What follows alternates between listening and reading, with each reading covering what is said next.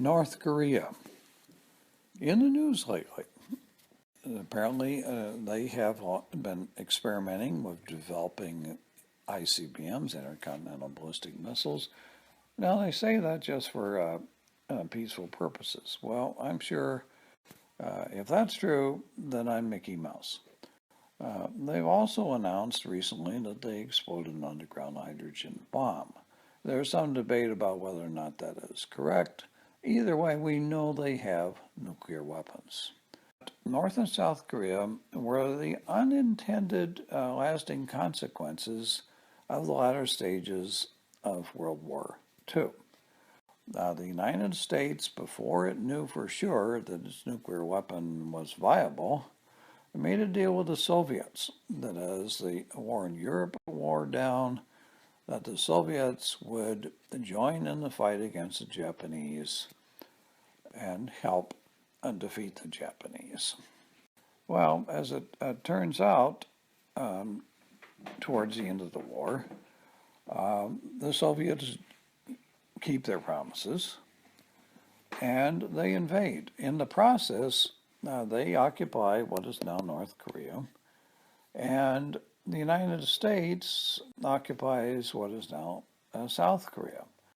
It's very highly doubtful that both parties, Stalin and Truman at the time, expected that this would wind up being a permanent division.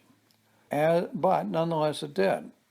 And we'll not talk about the Korean War here, but what we can say is subsequent to that, in the North, you get the establishment, now into its third generation, of a family communist dynasty.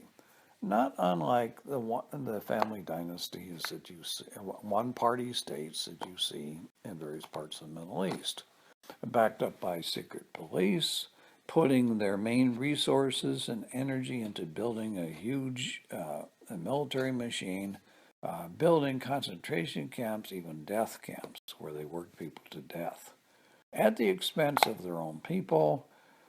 It's about as awful a place as one could imagine. That's North Korea. South Korea takes a different path. At first, it too had a dictatorship, but over time, they were able, with the United States' help and help of others, to transition from that into a flourishing economic powerhouse and democracy. They now have a female leader. What a contrast. So they have not put their emphasis on military, though they have a very good one. And they have American forces stationed there to make sure North Korea is not dumb enough to attack.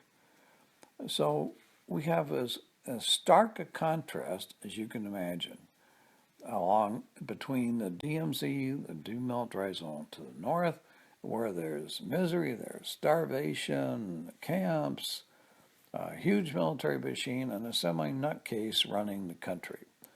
And South Korea, on the other hand, a flourishing Asian tiger.